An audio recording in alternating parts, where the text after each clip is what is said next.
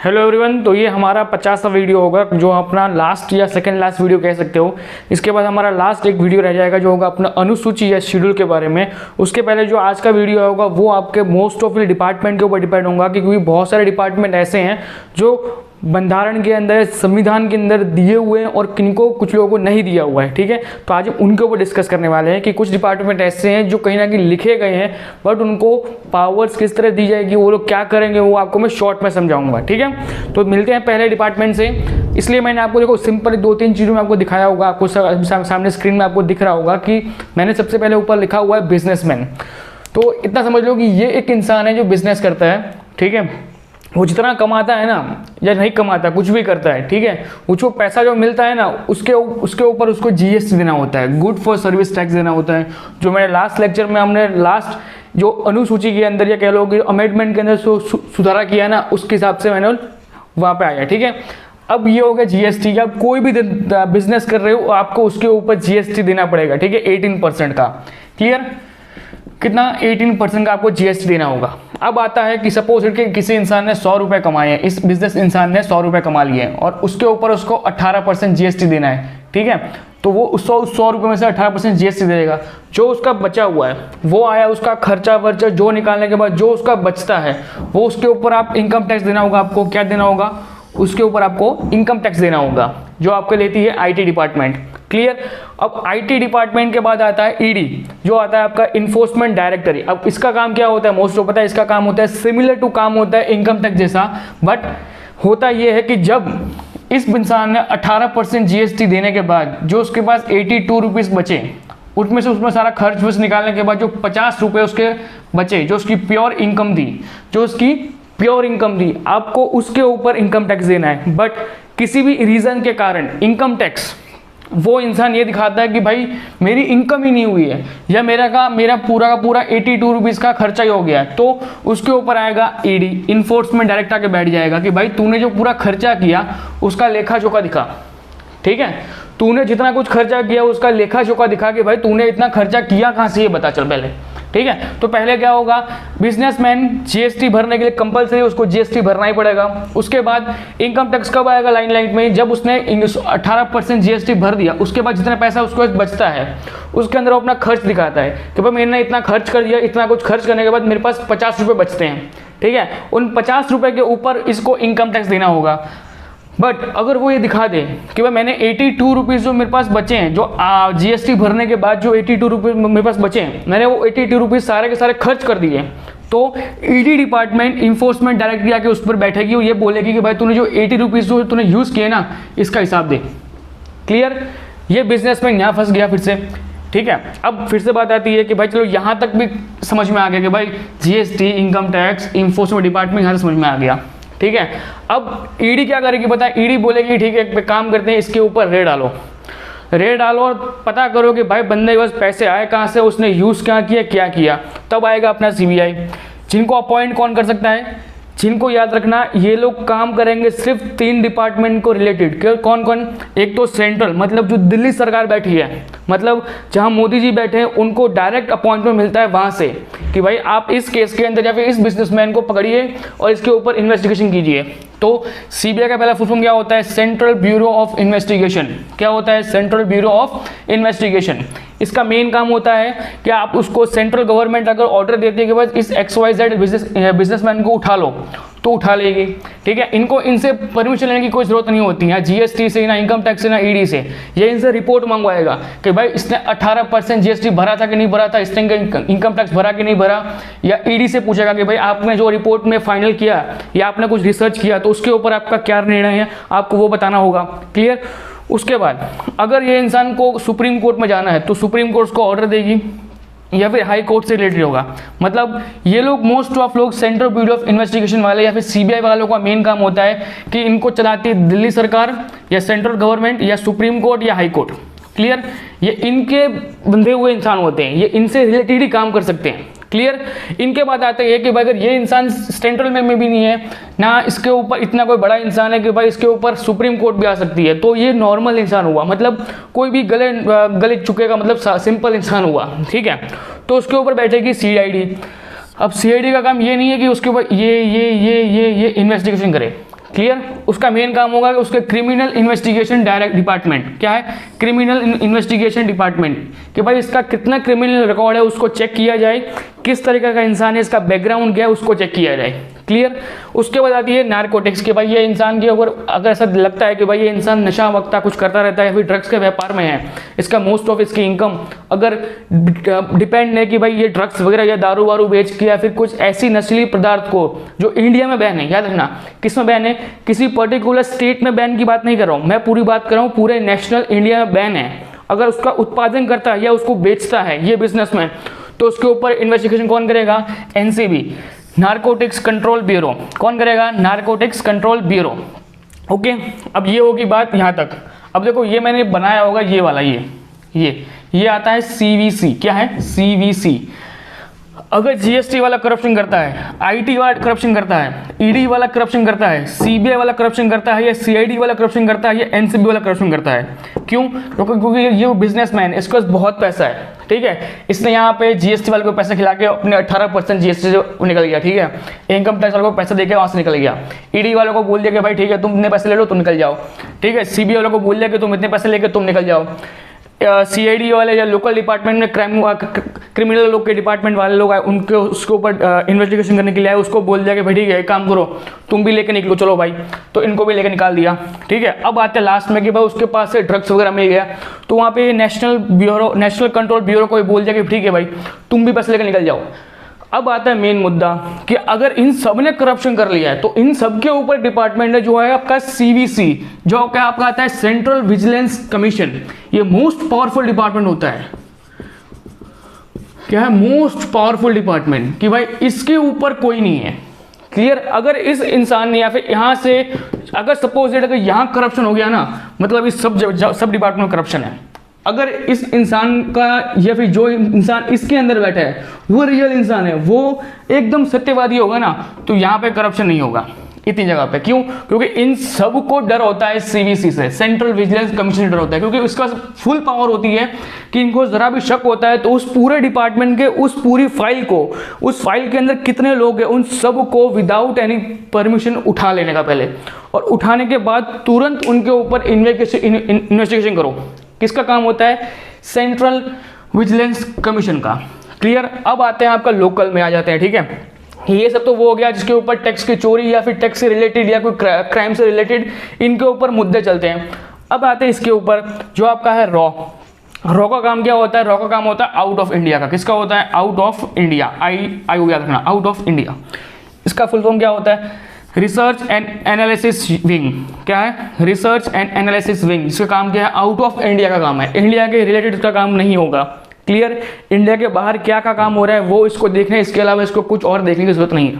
Clear. इसके बाद आपका आता है जो आपका लोकल कह लो या फिर स्टेट का रिलेटेड कह लो या फिर नेशनल या इंटरनेशनल को, देखो ये चीज़ देखती है इंटरनेशनल के बारे में। अब आती है इंडिया से रिलेटेड अगर किसी को कोई इंफॉर्मेशन या किसी चीज़ को बढ़ावा या फिर किसी चीज़ की इंफॉर्मेशन प्रॉपरली देनी है तो कौन देगा? आईबी डिपार्टमेंट, जो होगा आपका इंटेलिजेंस ब्यूरो। ठीक है, इसकी भर्ती अभी रिसेंटली गई थी। ठीक है, इंटेलिजेंस ब्यूरो। अब आ जाओ आपका इसके बाद कि अगर टेररिस्ट एक्टिविटी हो रही है, मतलब अगर ये इंसान ये बिजनेसमैन ये टेररिस्ट एक्टिविटी में इंक्लूडेड है तो उसके ऊपर कौन इन्वेस्टिगेशन करेगा? तो एनआईए, नेशनल इन्वेस्टिगेशन एजेंसी। जिसका मेन काम क्या होगा? इसका मेन काम होता है कि भाई जितने भी टेररिस्ट वगैरह उनके ऊपर इन्वेस्टिगेशन करना, उनके ऊपर रिसर्च करना, उनको पूरा का पूरा सारा का सारा काला चिट्ठा उनका निकाल के पेश कर देना। क्लियर। वो किसका काम होता है? एनआईए का। फिर आपका आता है मिलिट्री इंटेलिजेंस, जो कि आपकी मिलिट्री के अंदर होती है। किसके अंदर होती है? मिलिट्री के अंदर होती है, जो आपकी होती है मिलिट्री इंटेलिजेंस, जो बहुत खुफिया होती है। ये रॉ होता है ना, ये भी बहुत खुफिया होता है, और जो मिलिट्री इंटेलिजेंस होती है ये बहुत खुफिया होती है। क्लियर।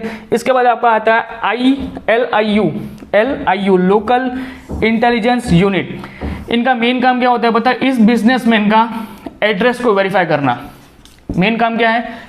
इस बिजनेसमैन का एड्रेस को वेरीफाई करना। अब इसमें दो तीन चीजें आती हैं। आप बोलोगे सर हमने लोकल पुलिस को भी करते हुए देखा है, हमने सीआईडी को भी करते हुए देखा है, हमने सीबीआई को भी करते हुए देखा है, बट हाँ अगर किसी डिपार्टमेंट या फिर किसी ऐसे राज्य के अंदर बहुत ज़्यादा पॉपुलेशन है, कितनी है, अगर बहुत ज़्यादा पॉपुलेशन है और वो लोग इसके ऊपर कैपेबल नहीं है कि हमारे पर्सनल इंसान वहाँ जाके उस चीज़ को वेरीफाई करें, तब वो अपॉइंट करते हैं अपने साइड से LIU को, लोकल इन्वेस्टिगेशन यूनिट को अपॉइंट करते हैं, जो वहाँ जाके उनके एड्रेस को वेरीफाई करता है, हर वो चीज़ चेक करता है कि भाई ये इंसान यहाँ पर रहता है या नहीं रहता है, हर वो चीज़ को, ठीक है, कितनी कार है क्या है वो सब कुछ वहाँ पे वेरीफाई कर लेता है उस टाइम पे बैठा बैठा वो इंसान, ठीक है।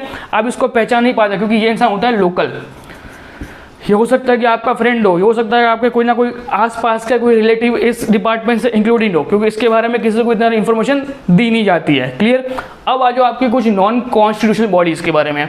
जो ये डिपार्टमेंट्स वो हैं जिनके ऊपर बंधारण ने कहीं ना कहीं, संविधान ने कहीं ना कहीं इनको उल्लेख किया नहीं है, बट हमको पढ़ना पड़ता है क्योंकि आपके सिलेबस से रिलेटेड है। क्लियर। अब आ जाओ आपके नॉन कॉन्स्टिट्यूशनल बॉडीज़, ऐसी बॉडीज़ जिनके ऊपर किसी का प्रभाव नहीं होता है। इनके ऊपर कहीं ना कहीं किसी ना किसी का प्रभाव होता है कि अगर कोई बड़ा इंसान है, कोई बड़ा ऐसा मंत्री मंत्रा है या फिर कोई बड़ा ऐसा बिजनेसमैन है, धीरूभाई अंबानी के कोई बिजनेसमैन है, तो उसके ऊपर इनकम टैक्स, GST वगैरह, IT डिपार्टमेंट, ED वगैरह को नहीं लग सकता, मतलब वो बहुत पहुंचा वाला हस्ती है, ठीक है। तो ये लोग कहीं ना कहीं पूरे प्रेशर में रहते हैं। क्यों? आपने मोस्ट ऑफ एग्जाम्स या फिर मोस्ट ऑफ मूवीज़ में देखा होगा कि रॉ डिपार्टमेंट को बहुत प्रेशर होता है कि भाई उसको कोई फंडिंग वगैरह लेनी होती है, किसी एजेंट को यहाँ से किसी दूसरे देश में भेजना होता है, तो भी उसको बहुत ज़्यादा इंटेलिजेंस के, मतलब बहुत ज़्यादा उसको माथा को पच्ची करनी पड़ती है कि भाई इतना फंड दो, PM केयर से फंड आता है नहीं आता है, ठीक है। तो ये बहुत ज़्यादा डिपेंडेंट होते हैं ये लोग कहीं ना कहीं, ठीक है। इनका काम बहुत ज़्यादा हार्ड होता है, बट ये लोग कहीं ना कहीं बंधे हुए होते हैं। अब वो डिपार्टमेंट की बात करते हैं जो किसी से बंधे हुए नहीं हैं। क्लियर। इससे सबसे पहला डिपार्टमेंट आता है आपका नेशनल ह्यूमन राइट्स। किसका आता है? National human rights.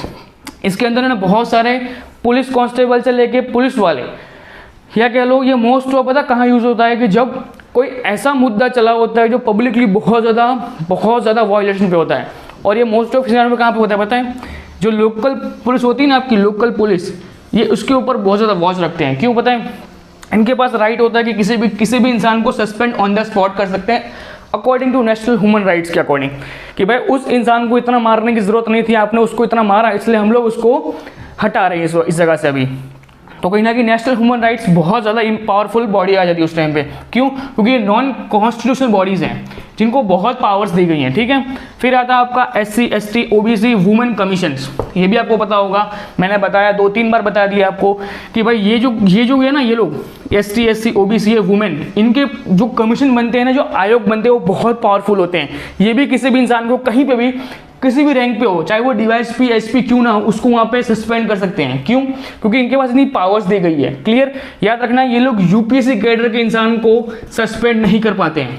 क्लियर। उसके लिए उसको प्रॉपर इन्वेस्टिगेशन करनी होती है। क्यों? क्योंकि सपोज इट कि कोई भी इंसान अगर ST SC OBC या वुमेन कमीशन के अंदर अपनी कंप्लेन लेके जाता है, तो वो जाएगा तो वो हमेशा कंप्लेन क्या करेगा कि भाई इस थानादार ने या फिर इस पूरे एरिया के इंस्पेक्टर ने मेरी कंप्लेन को लेने से मना कर दिया, तो मोस्ट ऑफ ये इंस्पेक्टर वगैरह SP वगैरह इन पे लग जाता है, DYSP के ऊपर लग जाता है। बट जो UPSC पास करके बंदा IPS या IAS बना है, वहाँ तक वो पहुँच नहीं पाते हैं। क्यों? क्योंकि वो पढ़ा लिखा इंसान होता है, उसको पता होता है कि अगर मैंने इसकी कंप्लेन नहीं ली तो होगा क्या, ये ST SC OBC women commission आके मेरे पे बैठ जाएगा और तुरंत मेरे ऊपर कार्रवाई करेगा, और मैं कार्रवाई करने से पहले मेरे को सस्पेंड कर देगा। क्लियर। तो उनके ऊपर डर कहीं ना कहीं ये होता है। अब आ जाओ लॉ कमीशन। अब लॉ कमीशन बनाता है, उसके ऊपर भी आप किसी का भी दबाव नहीं चलता, चाहे कोई भी इंसान हो।